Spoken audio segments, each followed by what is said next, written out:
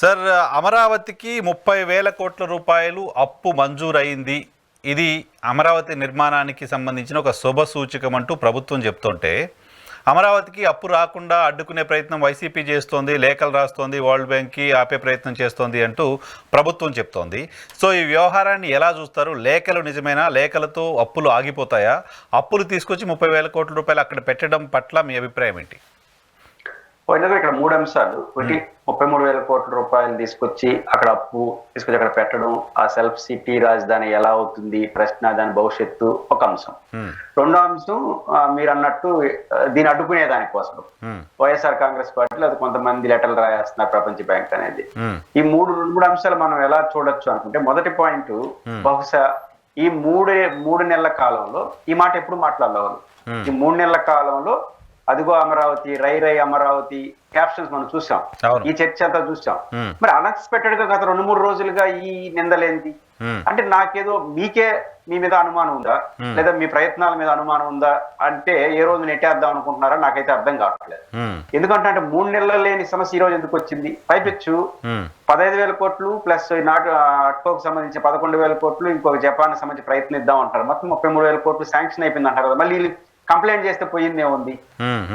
ఇది మొదటి అంశం. రెండో అంశం, నాకున్న అవగాహన జర్నలిస్ట్ మీకు కూడా తెలుసు, ప్రపంచ బ్యాంక్ ఒకటి మాట వింటుందా? ప్రపంచ బ్యాంక్ కూడా చెప్తే దేశాలే ప్రపంచ బ్యాంక్ మాట వినాలి. ఆ దేశంలో ఒక చిన్న రాష్ట్రంలో ఒక పార్టీ లెటర్ రాసేస్తే జరిగిపోతుందా? నేను 2-3 రోజులుగా ఆ మీడియా ఛానల్స్ లో గానీ లేదా ఆ పార్టీ నుంచి కొంతమంది సోషల్ మీడియాలో మాట్లాడుతున్న తీరు చూస్తుంటే, మీరు పేరు చెప్పండి, సమ్ ఎక్స్ ద్వారా లెటర్ రాసినారు, సమ్ ఎక్స్ రాసిన లెటర్ లో ఈ అంశాలు ఉన్నాయి, ఇవి అబద్ధాలు, ఇది తప్పు, ఈ పాలన పద్ధతిలో పోయిందని విమర్శించినా వాళ్ళు సమాధానం చెప్పాల్సి ఉంటుంది, ప్రజలు కూడా ఆలోచిస్తారు. మీరు ఎవరి పేరు చెప్పరు. ఎవరి పేరు చెప్పకపోతే మీకు ఏ సమాచారం లేనట్టే కదా, నిందలేస్తున్నట్టే కదా. పలానా ఎల్లయ్యో పుల్లయ్యో ఎవరో ఒకరు రాసుంటారు కదా. ఇంకోటి కూడా ఉండాలిగా, వరల్డ్ బ్యాంక్, కనీసం వరల్డ్ బ్యాంక్ అయినా ప్రభుత్వాన్ని ఇగో మీ వైపు నుంచి ఇట్లా కంప్లైంట్స్ వస్తున్నాయి, మీ దగ్గర నుంచి ఇలా జరుగుతుందంట, మేము ఇవ్వలేమని వరల్డ్ బ్యాంక్ అయినా ప్రభుత్వానికి ఏమైనా రాసి ఉండాలిగా. అదే వాళ్ళన్నా రాస్తుండాలి. అయితే మీరు చెప్తున్నారు కదా, లెటర్లు రాస్తున్నారని మీరు మాట్లాడుతున్నప్పుడు మీకు సమాచారం ఉంటేనే మాట్లాడాలి. సమాచారం ఉందంటే ఎవరు రాశారు, రాసిన దాంట్లో ఏమున్నాయి, దీని వెనకాల ఎవరున్నారు, మాట్లాడండి, వాళ్ళు సమాధానం చెప్తారు, మనం చర్చించవచ్చు. అయితే ఇవేమి లేకుండా మీరు మాట్లాడుతున్నారని గాల్లో మాట్లాడుతున్నారా అనేది ఒక అనుమానం. ఏం అవసరం ఉంది గాల్లో మాట్లాడాల్సిన అవసరం?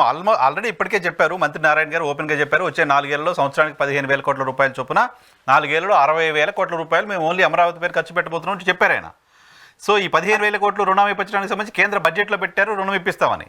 తర్వాత క్యాబినెట్ అప్రూవల్ చేసింది ఇంకేదో వేరే చోటు నుంచి కూడా అప్పులు తీసుకురావడానికి సంబంధించి. సో ఇంత జరిగిన తర్వాత ఇప్పుడు వేరే వాళ్ళపైన నెపం వేయాల్సిన అవసరం ప్రభుత్వానికి మాత్రం ఎందుకు వస్తుంది అని అంటే, సూటిగా 2 సమస్యలు వచ్చాయి. ప్రధానంగా 2 ప్రముఖులు, హరగోపాల్ గారు ఒక ఇంటర్వ్యూలో మాట్లాడింది, ముఖ్యంగా విశాఖపట్నం కేంద్రంగా ఉన్నటువంటి శర్మ గారు, సీనియర్ ఐఏఎస్ ఆఫీసర్, రిటైర్డ్, వారు రాసిన లెటర్లో ప్రజలు ఆలోచింపజేసేట్టుగా ఉన్నాయి. ప్రభుత్వం సమాధానం చెప్పాల్సిన పరిస్థితి వస్తుంది. దానికి సూటిగా ఆయనకి నిందలేయలేక వైసీపీ పైన ఏమైనా మాట్లాడుతున్నారా, హరగోపాల్ని ఏమనలేక అనే అనుమానం. ఎందుకంటే మన శర్మ గారు రాసిన దాంట్లో పెద్ద అద్భుతాలుగా లేవు. ఆయన 3 పాయింట్లు చెప్పినాడు. ఫస్ట్ పాయింట్, 60,000 కోట్ల రూపాయల దాకా మీరు అప్పు తీసుకొచ్చి అక్కడ పెడుతున్నారు, ఇది ఈ రాష్ట్రానికి ఎట్లా అవసరం. రెండోది, అది అల్టిమేట్ గా 60,000 కోట్ల రూపాయలు రాష్ట్ర అప్పుగా మారిపోతుంది, ఇది గుదిబండగా మారుతుంది.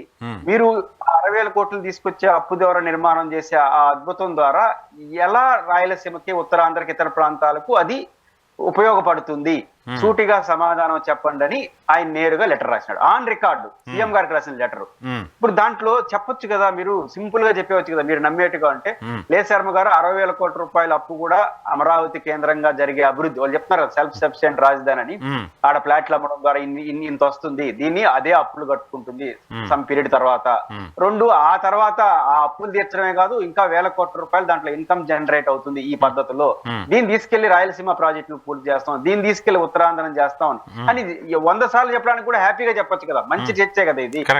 కాబట్టి ఆ చర్చ మీరు ఆన్సర్ చేయలేకనా చెప్పలేకపోతున్నారా, అన్ని అడ్డుకుంటున్నారని యాంగిల్ తీసుకుంటున్నారా?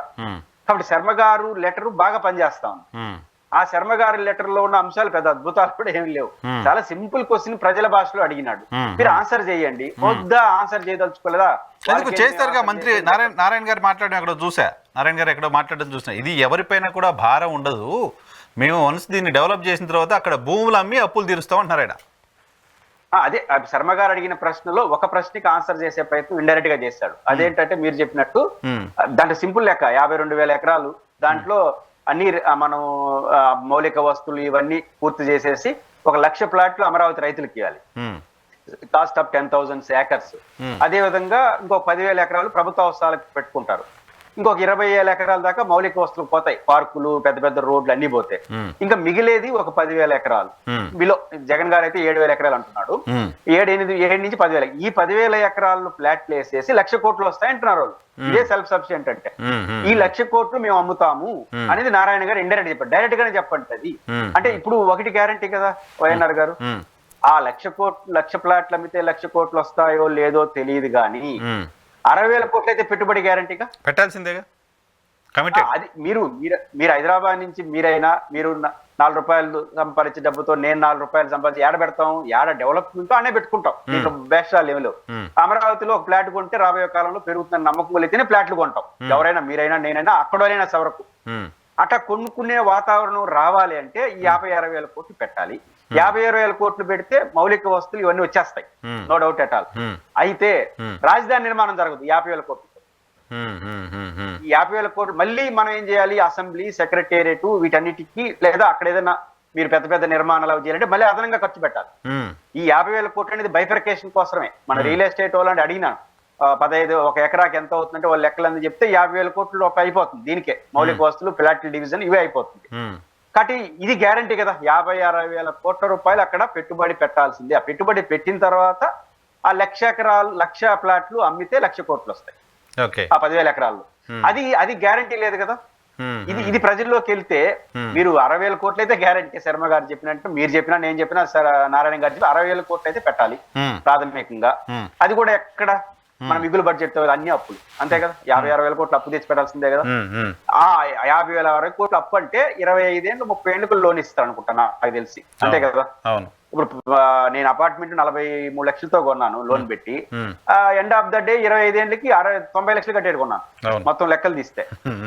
అది కూడా 15,000 కోట్ల అప్పు అంటే 60,000 కోట్లు కట్టాల్సిందే కదా. అదే 60,000 కోట్ల అప్పు అంటే 2-3 లక్షల కోట్లు 30 కట్టాల్సిందే. నన్ను జస్ట్ కరెక్ట్ మీ.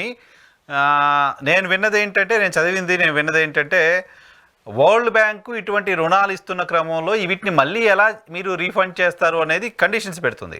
ఆ కండిషన్లో ఆ ప్రాంత ప్రజలపైన పన్నుల ద్వారా వచ్చే ఆదాయంలో మేము మీకు దీన్ని చెల్లిస్తామని రాష్ట్ర ప్రభుత్వం వరల్డ్ బ్యాంక్ చెప్పింది అనేది నాకున్న సమాచారం.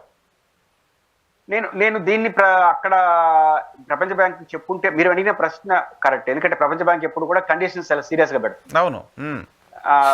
కాబట్టి ఖచ్చితంగా పెట్టుంటుంది.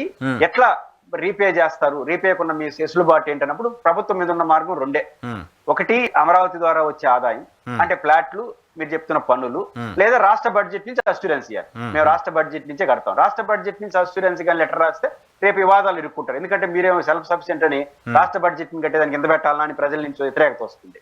మీరు అన్నట్టు నాకు డౌట్ ఏంటంటే ప్రపంచ బ్యాంక్ నారాయణ గారు చెప్పింది నిజమై ప్రపంచ బ్యాంక్ చెప్పుంటే ప్రపంచ బ్యాంక్ దాన్ని విశ్వసిస్తుందని నేను అనుకోవట్లేదు. ఇప్పుడు అమరావతిలో మీరు మహానగరం అంటున్నారు, ఆ 19 గ్రామాల పరిధిలో మహానగరం వస్తుంది. వచ్చినప్పుడు ఈ ఏం పనులు వేస్తారు అక్కడ ప్రజల పైన? ప్రపంచ బ్యాంక్ ఇది కూడా చూస్తుంది కదా. ఆ నగరంలో ఇప్పుడు హైదరాబాద్ నగరం కాదు కదా. ప్రపంచ బ్యాంక్ ఏమంత అమాయకంగా మన వాళ్ళు చెప్పినట్టు ఎంటుందా? రాబోయే 5 ఏళ్లలో హైదరాబాద్ అయిపోతుంది, బెంగళూరు అయిపోతుంది అంటే ప్రపంచ బ్యాంక్ నగరం ఎవరు ఉంటుందిగా. మనం ఏ నగరమైనా విశాఖపట్నం తీసుకోండి, హైదరాబాద్ తీసుకో, హైదరాబాద్ 400 ఏళ్ళ చరిత్ర, విశాఖపట్నానికి 100 సంవత్సరాల చరిత్ర. కాబట్టి ఏ నగరం కూడా అంత సులభంగా ఒక ఓవర్ నైట్ కాదనే విషయం అందరికీ తెలుసు.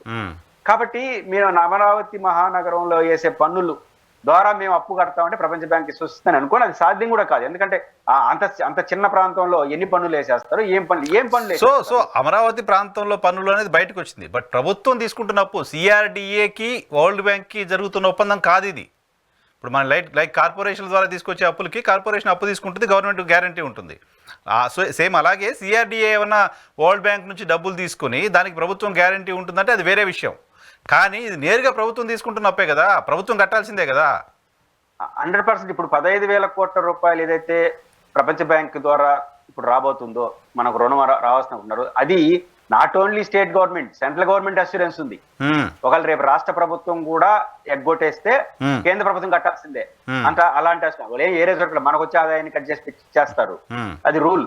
కాబట్టి ఇది 15,000 కోట్ల రూపాయల ప్రపంచ బ్యాంక్ అనేది ఇప్పటి వరకు మనకు కనబడుతున్న అప్పు. రేపు నాబార్డుకి ఏ షరతులు ఉంటాయి, ఆ తర్వాత జపాన్ కంపెనీ ఏదో జపాన్ సంబంధించి జర్మనీ సంబంధించి 5,000 కోట్లు అంటున్నారు. అది అయితే అంత అయితే 33,000 కోట్లు. అది ఇంతవరకు కార్యరూపం దాల్చలే. ఇప్పుడు వరకు కార్యరూపం దాల్స్తా ఉంది 15,000 కోట్లు చుట్టే. ఈ 15,000 కోట్ల ప్రపంచ బ్యాంక్ అప్పుకు మాత్రం ఖచ్చితంగా గవర్నమెంట్ ఆఫ్ ఇండియా అస్యూరెన్స్ ఉంది. కాకపోతే ఎవరు అస్యూరెన్స్ ఇచ్చినా రీపేమెంట్ కెపాసిటీని అయితే వాళ్ళు అడుగుతారు. న్యాచురల్ గా సార్, క్వైట్ న్యాచురల్ కదా. ఎవరు మనం చిన్న లోన్ తీసుకుంటే 10,000 రూపాయలు లోన్ తీసుకుంటే అడుగుతారు కదా, 1,00,000 రూపాయలు లోన్ తీసుకుంటే అడుగుతారు.